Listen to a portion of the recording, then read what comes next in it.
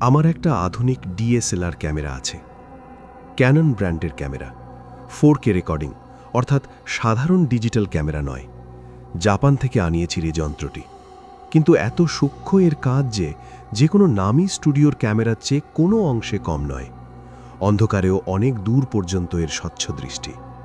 Night vision দিয়ে অনায়াসে গভীর জঙ্গলের দৃশ্য ধরা যায়। যদিও এটা নিছক শখের যন্ত্র নয়, আমার জীবিকার প্রধান অবলম্বন। এই ক্যামেরাটি আমার বড় প্রিয়। ভিডিও ব্লগ বানাতে আমি বড় ভালোবাসতাম। নতুন কোনো জায়গার খবর পেলেই আমি ক্যামেরা কাঁধে করে বেরিয়ে পড়তুম। সে সময় আমার সঙ্গে থাকত কেবল আমার সাহস আর হাতের এই যন্ত্রটি। আমি খাঁটি শহরবাসী মানুষ। আমার রক্তে কোনো দুঃসাহসিক অভিযাত্রীর ছিটে ফোটাও ছিল না। ইচ্ছে করলে তোমরা আমায় ঘরকুনোও বলতে পারো। আমার চেহারাটি ছিল সাধারণ, চোখে একটা জিজ্ঞাসু ভাব, মনে অজানাকে জানার তীব্র আকাঙ্ক্ষা। সত্যি কথা বলতে কি, আমি খুব সাহসী ছেলে ছিলুম না। নির্জন কোনো জায়গায় যাবার সময় বুকের ভেতরটা একটু ধকধক করত। আর যখন কোনো পরিত্যক্ত বাড়ির সামনে গিয়ে দাঁড়াতাম, তখন আমি কেবল নিজের ছায়ার দিকেই ভয়ে ভয়ে তাকাতাম। বন্ধুরা বলতো, শুধু ল্যাপটপে গেম খেলে খেলেই আমার সব সাহস মিহিয়ে গেছে। কিন্তু সে যাই হোক, আমার একটি অসাধারণ গুণ ছিল। আমি খুব ভালো ভিডিও এডিট করতে পারতাম। ক্যামেরায় ধরা পড়া অস্পষ্ট কোনো ছায়া যেখানেই থাকুক, ঝোপের আড়ালে কিংবা কুয়াশার মধ্যে, আমি ঠিক তাকে জুম করে খুঁজে বের করতাম। ইউটিউবে আমায় অনেকে প্যারানর্মাল ইনভেস্টিগেটর বলে। একবার এক বিদেশের চ্যানেল আমার আশ্চর্য ফুটেজ দেখে অনেক টাকা দিয়ে আমার কাছ থেকে ভিডিও সত্ত্ব কিনতে চেয়েছিল। আমি দিইনি। যা হোক, সময় পেলেই আমি নতুন ব্লগের নেশায় বেরিয়ে পড়তুম। এমন অনেকবার হয়েছে যে ভিডিওর সন্ধানে ঘুরতে ঘুরতে অনেক দূরে চলে গিয়েছি। 2-3 দিন বাড়ি ফেরাই হলো না। আমার ভিডিও তৈরির শখ বাড়ির সকলে জানতেন, তাই উদ্বিগ্ন হতেন না। গত বছর তালডাঙ্গায় গিয়ে কি ব্যাপার হয়েছিল সেই কথাই আজ বলব। খবর পেলুম শহর থেকে মাইল 20 দূরে তালডাঙ্গা নামে যে জলা আছে, তাতে গভীর রাতে রহস্যময় আলো দেখা যায়। সেই আলোগুলো গ্রামের সহজ সরল মানুষের মনে ত্রাস সৃষ্টি করছে। মন উৎসুক হয়ে উঠল। অগ্রহায়ণ মাস, বেশ শীত পড়েছে। একদিন সকালবেলা ক্যামেরা আর ট্রাইপড নিয়ে বেরিয়ে পড়লুম। অজপাড়া গায়ে, গাড়ি যাবার রাস্তা নেই, যেতে হলে এক গরুর গাড়ি চড়ে যেতে হয়। আমি পায়ে হেঁটেই গেলুম, কারণ গরুর গাড়ি চড়ে কাঁচা রাস্তার উপর দিয়ে অতটা পথ যাবার চেয়ে হেঁটে যাওয়া ঢের বেশি নিরাপদ মনে হলো। অন্তত ক্যামেরাটা আস্ত থাকে। জলার নিকটবর্তী গ্রামে যখন পৌঁছলুম, তখন সন্ধে হয়ে এসেছে। পশ্চিম আকাশে একটুখানি সোনালি আলো বিলীন হচ্ছে। দূর থেকেই অসংখ্য জলচর পাখির কলকণ্ঠ শুনতে পাচ্ছিলাম। সেই ডাক সকলের ভালো লাগে কিনা বলতে পারি না, কিন্তু আমার বড় অদ্ভুত লাগে। দেহের ক্লান্তি সত্ত্বেও মনটা এক অজানা উত্তেজনায় নেচে উঠল। আমি ক্যামেরাটা হাতে নিয়ে একবার চেক করে দেখলুম সব ঠিক আছে কিনা। গ্রামে বেশিরভাগই মৎস্যজীবী লোকের বাস, কিন্তু একটি ছোট্ট প্রাচীন মন্দির ছিল। তারই পুরোহিত মশায়ের বাড়িতে আশ্রয় গ্রহণ করলাম। তিনি ভারী সজ্জন ব্যক্তি। গরম চা এবং প্রচুর মুড়ি জলখাবার দিয়ে আমাদের আপ্যায়ন করলেন। গরম গরম খাদ্যদ্রব্য পেটে পড়তেই শরীরের অবসাদ দূর হল। নানা রকম কথাবার্তায় ক্রমে রাত্রি গভীর হয়ে এলো। পূবের আকাশে পূর্ণিমার ম্লান চাঁদ উঠল। আমি তখন পুরোহিত মশাইকে বললাম, এবার বেরোনো যাক। কোন দিক দিয়ে গেলে সহজে তালডাঙ্গার জলায় পৌঁছানো যাবে দেখিয়ে দিন। আমার কাঁধে ক্যামেরা আর স্ট্যান্ড দেখেই তিনি বুঝেছিলেন যে আমি ভিডিও করতে এসেছি। কিন্তু আমি সে রাতেই জলার ধারে যাব, তা তিনি ভাবতে পারেননি। তিনি আশ্চর্য হয়ে বললেন, রাত্রিরে ওখানে যাবেন? আমি বললুম, হ্যাঁ, রাত্রিতেই তো ছায়াগুলো ধরা পড়বার সুবিধে। দেখছেন না কি সুন্দর চাঁদ উঠেছে? পুরোহিত মশাই একটু সংকুচিত হয়ে বললেন, কিন্তু রাত্রিরে জলার দিকে যাবেন? অগ্রহায়ণের এই তিথিতে ওদিকে কেউ যায় না। সে কি, কেন? তিনি নিচু স্বরে বললেন, কি জানি বাবা, আমি চোখে দেখিনি, তবে প্রবীণরা বলেন জলায় নাকি 1904 সালের সেই অপঘাতে মৃত আত্মা ঘুরে বেড়ায়। আমি একটু মুচকি হাসলুম। আত্মা? সে আবার কি? তিনি বললেন, তা জানি নে বাবা, তবে শুনেছি সর্বনের মধ্যে এক মাছওয়ালির কান্না শোনা যায়। আমি হাসতে লাগলুম, বললুম, তা থাক কান্না, আমার হাতে আধুনিক লেন্স আছে, আলো ফেললে সে নিজেই ছায়ার আগালে হারিয়ে যাবে। তিনি মাথা নেড়ে বললেন, যাওয়া বোধহয় ঠিক হবে না। বছর কয়েক আগে এক গবেষক আপনারই মতো রাত্রিরে জলায় তথ্য সংগ্রহ করতে গিয়েছিল, সে আর ফেরেনি। আমি বললাম, কোনো ভয় নেই, আমি মাঝরাতের মধ্যেই ফিরে আসব, আপনি শুধু আমায় ঘাট পর্যন্ত পথটা দেখিয়ে দিন। তিনি তখন নিরুপায় হয়ে গ্রামের শেষ সীমানা পর্যন্ত এসে আমায় পথ দেখিয়ে দিলেন। জলাটা সেখান থেকে মাইল খানেক দূরে। চাঁদের আলো তার ওপর হিমের মতো ঝকঝক করছে, আর কুয়াশার অস্পষ্ট একটা চাদর তার ওপর দিয়ে ভেসে যাচ্ছে। চাঁদনি রাতে জলার ধারে কি করে ভিডিও শ্যুট করতে হয় তা বোধহয় সাধারণ লোকে জানে না, অথচ ব্যাপারটা খুব কৌশলী। দিনের বেলার চেয়েও বেশি সতর্ক থাকতে হয়। রাত্রে জলার পরিবেশ মানুষের চোখে একরকম লাগে, কিন্তু ক্যামেরার সেন্সারে তা অন্যরকম। চারপাশটা কেমন নিথর হয়ে থাকে। কেবল ক্যামেরা চালু থাকলে এক অদ্ভুত ডিজিটাল আওয়াজ হয়। তাই চাঁদ যখন তালগাছের মাথা ছাড়িয়ে ওঠে, তখন সেই চাঁদের দিকে লক্ষ্য রেখে ফোকাস ঠিক করে কোনো ঝোপের আড়ালে চুপ করে দাঁড়িয়ে থাকতে হয়। কোনো ছায়া যদি চাঁদের আলোর তলা দিয়ে হেঁটে যায়, তবেই তাকে স্পষ্টভাবে ধরা সম্ভব হয়। ঝোপের আড়াল থেকে যখন রেকর্ড বোতাম টেপা হয়, তখন মনের ভেতর একটা চাপা উত্তেজনা কাজ করে। এরকম শুটিংয়ের সুবিধে এই যে অশরীরী কিছুর পিছন পিছন দৌড়াতে হয় না। এক জায়গায় স্থির হয়ে দাঁড়ালেই প্রকৃতির আসল রহস্য ধরা পড়ে। যা হোক, আমি একাই অজানার টানে জলার দিকে চললাম। বেশ একটু হাড় কাঁপানো ঠান্ডা বাতাস দিচ্ছে, কিন্তু আমার গায়ে জ্যাকেট আর মাথায় টুপি ছিল, পায়ে দস্তানা আর বুট জুতো ছিল, তাই হিমেল হাওয়া মন্দ লাগলো না। পকেটে কয়েকটা অতিরিক্ত মেমোরি কার্ড আর ব্যাটারি নিয়েছিলাম। আশা ছিল তাতেই আজকের মতো ব্লগ তৈরির কাজ চলে যাবে। ক্রমে জলার মূল ভূখণ্ডে এসে পড়লুম। এখানকার মাটি চটচটে, জলার কিনারে লতাপাতা পচে এক ভয়ানক পাঁক তৈরি হয়েছে। জলাটা বিশাল, ঠিক যেন এক ছোটোখাটো নদী, কিন্তু জল খুব একটা গভীর মনে হলো না। তার চারপাশ ঘিরে ঘন সরবন আর দীর্ঘ তাল গাছ জন্মেছে। মাঝখানেও স্থানে স্থানে মাটির ঢিবি উঁচু হয়ে আছে।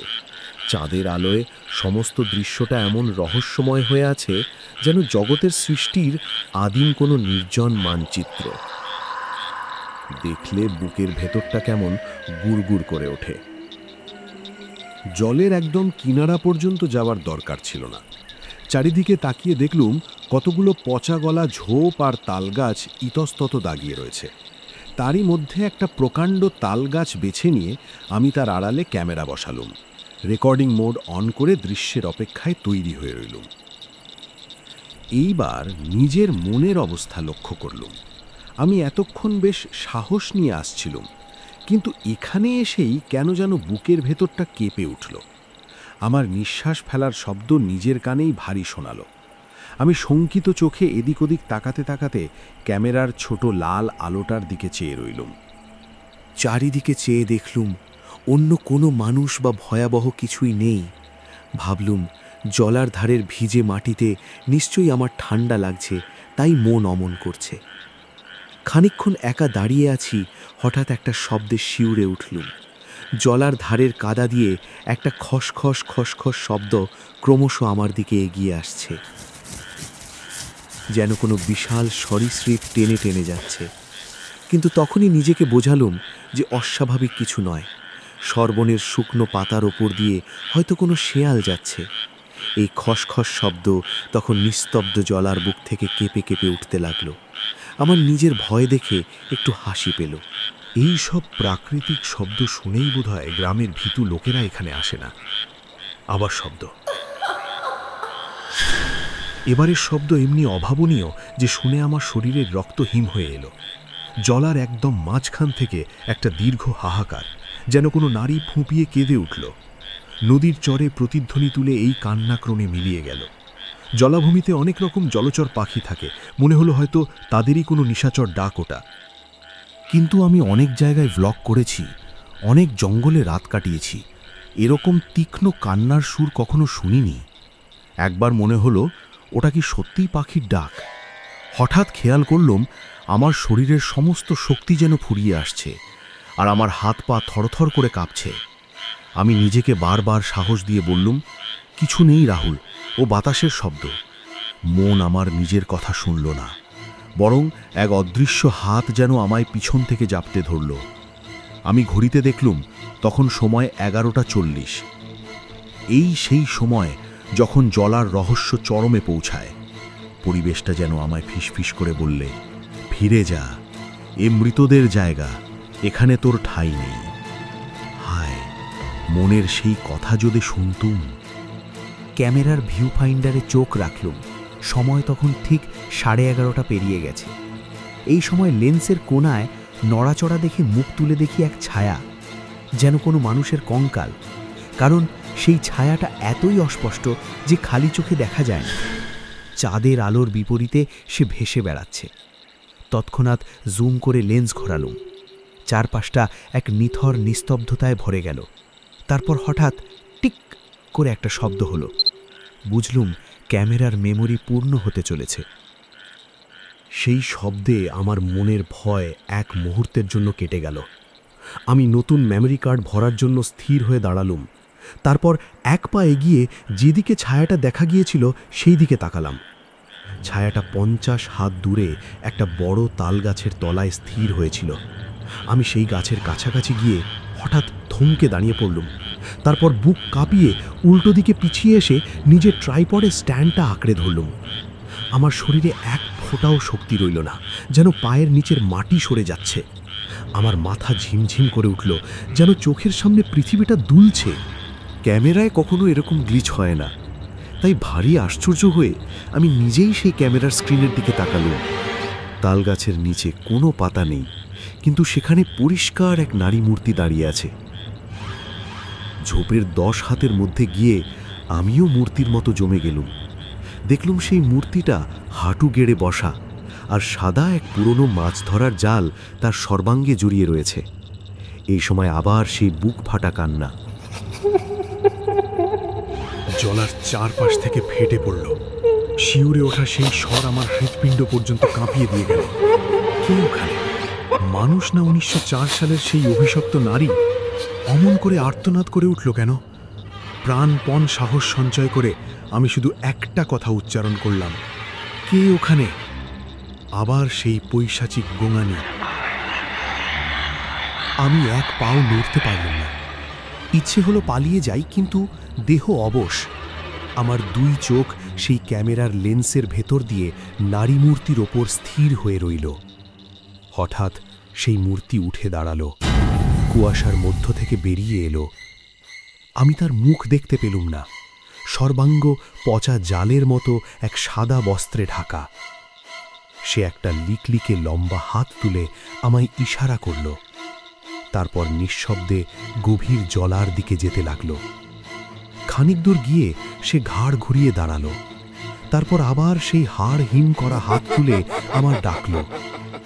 আমার মস্তিষ্কের দখল যেন অন্য কেউ নিয়ে নিল।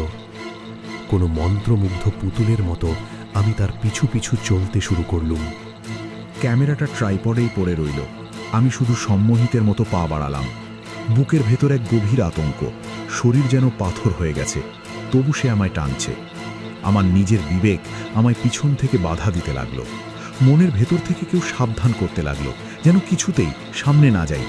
কিন্তু কোনো অজানা মরণ আকর্ষণ আমায় সেই অন্ধ অনুসরণ করতে বাধ্য করল।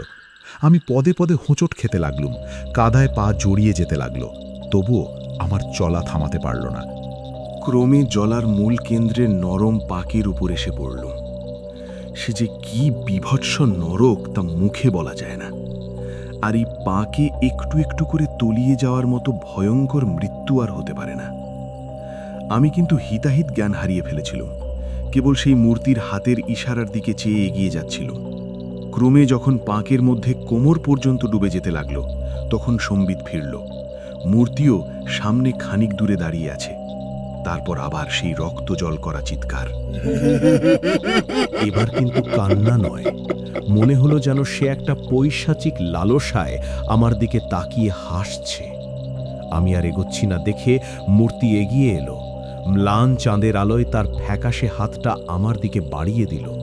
ওদিকে আর এক পা বাড়ালে এই অতল পাকের গভীরে তলিয়ে যাব তা বেশ বুঝতে পারছি, কিন্তু তবু ওই চোখের ইশারা অমান্য করবার সাধ্য নেই। ক্যামেরাটা দূরে স্ট্যান্ডে পড়েছিল, এবার প্রাণের আশা ছেড়ে দিলুম। তারপর সম্পূর্ণ অসাড়ভাবে সেই কাদার ভেতর দিয়ে নিশ্চিত মরণের দিকে পা বাড়ালুম। হঠাৎ এই সময় এক অদ্ভুত কাণ্ড ঘটল, যা আমি কখনো কল্পনা করিনি। আমি দেখলাম জলার নিস্তব্ধতা ভেঙে এক তীব্র আলোর ঝিলিক আমার পাশে এসে পড়ল। আমি দেখলাম আমার ক্যামেরাটা ঝোপের ভেতর থেকে নিজে নিজেই ফ্ল্যাশ দিচ্ছে, আর সেই তীব্র আলো গিয়ে সরাসরি সেই মূর্তির ওপর পড়ছে। সাদা মূর্তিটার মুখের ওপর আলো পড়তেই সে এক বিকট গর্জন করে উঠল। সঙ্গে সঙ্গে এক তীব্র বায়ুপ্রবাহ জলার ধুলো আর কাদা ওড়াতে ওড়াতে আমার ওপর দিয়ে বয়ে গেল। যাকে অনুসরণ করছিলুম সেই মূর্তি হঠাৎ হাওয়ায় মিলিয়ে গেল। আমি ভারসাম্য হারিয়ে কাদায় পড়ে গেলুম, আর উঠতে পারলুম না। বাঁচাও, বাঁচাও! আমি আর্তনাদ করে উঠলুম। যেখানে নিজের ক্যামেরাটা পড়েছিল সেই দিকে তাকিয়ে সেখানে কুয়াশা ঘন হয়ে এসেছে, কিন্তু তলায় কোনো শব্দ নেই।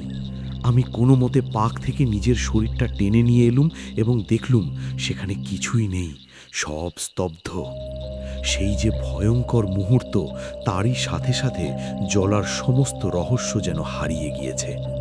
চারিদিকে চেয়ে দেখলুম সেই সাদা নারী মূর্তি কোথাও নেই, যেন তালডাঙার মাটি থেকে উৎপন্ন এক বিষাক্ত বাষ্প আবার প্রকৃতিতেই মিশে গিয়েছে।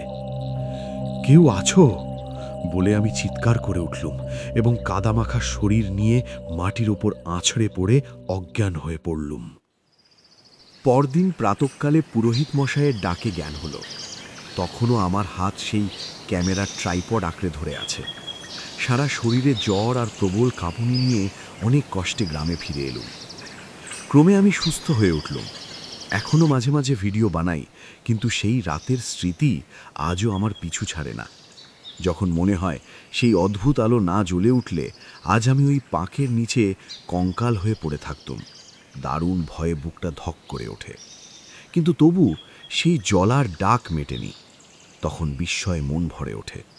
আমি সাহসী ব্লগার ছিলুম না, কিন্তু দরকারের সময় টালডাঙার সেই রহস্যময় অভিজ্ঞতা আমায় যা শিখিয়ে দিয়ে গেছে তা কজন শিখতে পেরেছে।